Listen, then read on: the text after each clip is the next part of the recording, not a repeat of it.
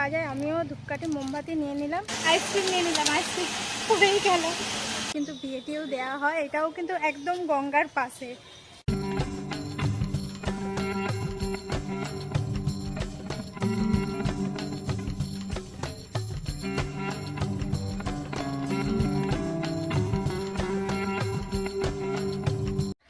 Hello friends, welcome to my new blog. তো তোমরা কেমন আছো? আশা করি সবাই ভালো আছো, আমিও ভালো আছি। তো আজকে কোথায় যাবো বলো তো? আজকে আমার গন্তব্যস্থল হচ্ছে একটা ঐতিহাসিক জায়গা। কেন ঐতিহাসিক জায়গা বললাম? আজকে যাব হচ্ছে ত্রিবেণীতে। ত্রিবেণীতে হচ্ছে আমাদের বাংলার প্রথম যে মসজিদটা আছে, ঠিক আছে, আর মসজিদটার নাম হচ্ছে জাফর খান গাজী মসজিদ, ঠিক আছে। আর ওই মসজিদে অনেক ঐতিহাসিকরা বলে ওই মসজিদ নাকি মন্দিরের ওপর নাকি গড়ে উঠেছে। তো সেখানটায় গিয়ে তোমাদের ভিজিট করে তোমাদেরও দেখাচ্ছি এবং সঙ্গে সঙ্গে আমিও দেখব। তো দেখতে থাকো ব্লগটা। আর এখন ট্রেন ধরবো, ট্রেনের খবর হয়ে গেছে। চলো ট্রেনে উঠে দেখা হচ্ছে। আর রাস্তায় ওখানে গিয়ে বলবো যে কিভাবে তোমরা ওখানে যাবে না যাবে, পুরো ডিটেলসটা আমি ওখানে গিয়ে দিচ্ছি। তো দেখতে থাকো ব্লগটা।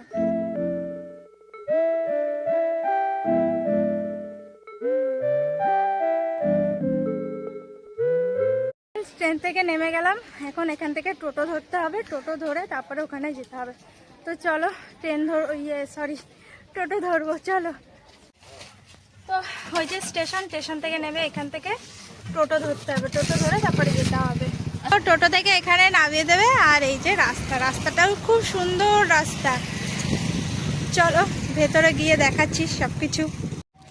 আর এখানে অনেকগুলো দোকান রয়েছে, দোকানে সব কিছু পাওয়া যায়। আমিও ধূপকাঠি মোমবাতি নিয়ে নিলাম। চলো ভেতরে গিয়ে দেখাচ্ছি। তো ফ্রেন্ডস, চলে এলাম জাফর খান গাজী মসজিদে। তো আমার তো গিয়ে সত্যি কথা বলছি খুবই ভালো লেগেছিল। আর এই মসজিদটা হচ্ছে কিন্তু আমাদের বাংলার সর্বপ্রথম মসজিদ। আর ভেতরে কিন্তু ক্যামেরা একদমই অ্যালাউ ছিল না। ক্যামেরা বলতে কি, যারা ফটো তুলবে ফটো তুলতে দিচ্ছিল, কিন্তু ভিডিও করতে দিচ্ছিল না। আর ওখানে সিকিউরিটি গার্ড যারা ছিল তারা কিন্তু এগুলো ফলো করে, ভিডিও করতে দেবেই না, ঠিক আছে।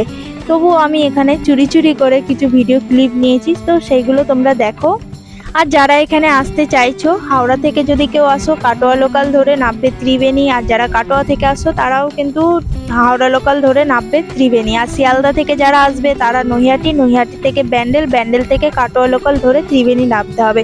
ত্রিবেণী নেবে যে কোনো টোটোওয়ালাকে মসজিদ বা দরগা যাব বললেই কিন্তু একদম রাস্তার পাশে নামিয়ে দেবে। আর যারা পুরনো ঐতিহাসিক জায়গা ভিজিট করতে পছন্দ করে তাদের জন্য এটা কিন্তু একদম পারফেক্ট জায়গা। কারণ বললাম এটা অনেক পুরনো, যেটা হচ্ছে বাংলার সর্বপ্রথম মসজিদ। তার মানে বুঝতেই পারছো তাদের কতটা ভালো লাগবে।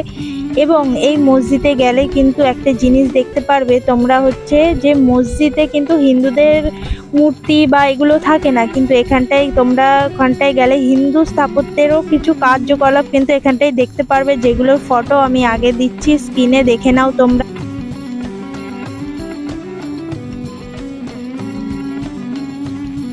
আর এখানে যে গম্বুজগুলো দেখছো সেগুলো অনেক কিন্তু নষ্ট হলেও এখানটায় কিন্তু নিয়মিত নামাজ পড়া হয়। আর এই পুরো মসজিদ চত্বর কিন্তু পুরো গাছ দিয়ে ঢাকা, শান্ত, খুবই ভালো লাগবে। জাফর খান এই মসজিদটি গড়ে তুলেছিলেন 1298 খ্রিস্টাব্দে। এটি যেহেতু একটি মুসলিমদের তীর্থস্থান, সেহেতু পরে অনেক রাজা এসছে, কিন্তু এটা কখনো ভেঙে আবার মন্দির তৈরি করার চেষ্টা করেনি।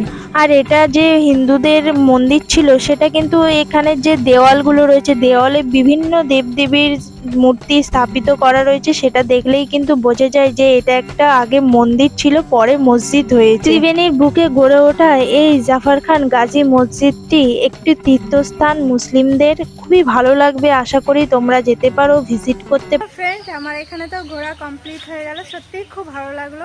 আর কি বলবো, ভেতরে তো ভিডিও অ্যালাউ ছিল না, যেটুকুনি পেরেছি তোমরা হয়তো দেখেওছো। কেমন লাগছে অবশ্যই কিন্তু কমেন্ট করে জানাবে। আর যদি ভালো লাগে অবশ্যই চ্যানেলটা সাবস্ক্রাইব করো, যারা বিশেষ করে নতুন আছো তোমরা আমাকে একটু সাপোর্ট করো, এটাই বলবো। আর চলো এরপরে আমি কি করবো সেটা তোমাদের দেখাতে থাকি, দেখতে থাকো।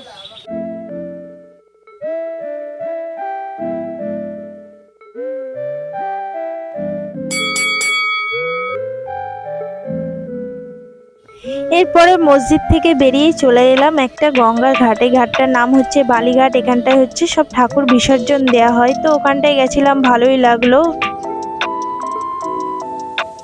তো ফ্রেন্ডস, গঙ্গা কেমন দেখলে, প্লাস মসজিদ। আর এখন এখান থেকে বেরিয়ে আবার এখানটায় একটা কফি খেতে এসেছি, ঠিক আছে। ফার্স্টে ভেবেছিলাম চা, আবার চা নয়, কফি খেতে এসেছি। আর এখানে কিছু স্ন্যাক্সের স্টল রয়েছে, তোমরা চাইলে অবশ্যই বিকালবেলা, বিশেষ করে এখানটায় আসলে কিন্তু বিকালবেলা আসতে হবে। তো এসে জানিও কেমন লাগলো, ঠিক আছে। আমার তো খুবই ভালো লাগছে। চলো খেয়ে নিচ্ছি, কফি আসুক, কফি আসার পরে দেখাচ্ছি। তো আমাদের কফি খাওয়া কমপ্লিট হয়ে গেছে, এখন খাবো মোমো, ঠিক আছে। আর এখানে যে বললাম স্ন্যাক্সের স্টলগুলো রয়েছে সেগুলো কিন্তু তোমাদের দেখিয়ে দিচ্ছি, দেখে নাও। আর আমার মোমো আসলে তারপরে দেখা হচ্ছে।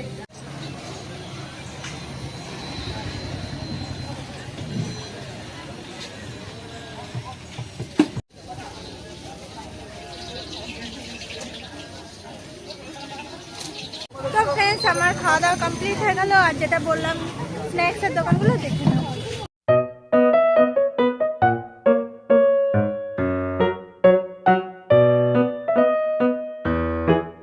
তো ফ্রেন্ডস, এখানটায় গঙ্গা দেখালাম, খাওয়া তো হয়ে গেল। আর এখানটায় হচ্ছে ঝাউতলা কালীবাড়ি, বললে যে কেউ দেখিয়ে দেবে। ওই যে স্ন্যাক্সের দোকানগুলো রয়েছে তার পাশেই কিন্তু, ঠিক আছে। তো ওই ঝাউতলা কালীবাড়িতে এখন যাচ্ছি, মানে এটা একটা মন্দির।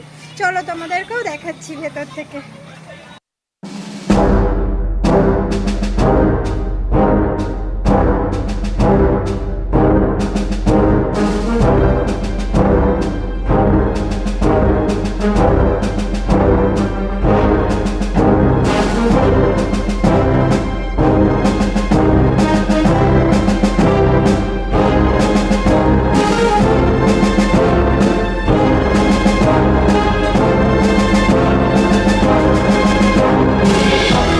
চলে এসেছি ঝাউতলা কালীবাড়ি, ঠিক আছে। আর এখানে ঠাকুরটা খুব জাগ্রত, ঠিক আছে। এখানে কিন্তু বিয়ে টিয়েও দেওয়া হয়, এটাও কিন্তু একদম গঙ্গার পাশে। তো এখানে আসলে অবশ্যই 3টে জায়গায় ভিজিট করতে পারো, খুবই ভালো লাগবে। বিকালবেলা টাইমে আসলে তো দারুণ লাগবে, দারুণ। তো চলো এবার বাইরে যাই, কি করি পুরোটাই দেখাচ্ছি তোমাদের।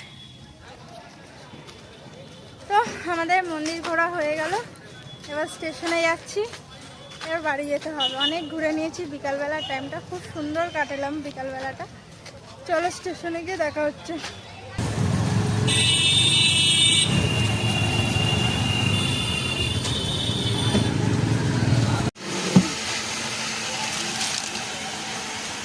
আইসক্রিম নিয়ে নিলাম, আইসক্রিম হয়েই গেল।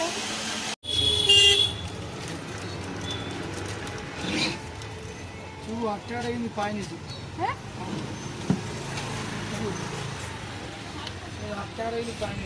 স্টেশনে চলে এসেছি, স্টেশনে চলে এলাম। ট্রেন ঢুকছে, ট্রেনে উঠবো এখন। চলো।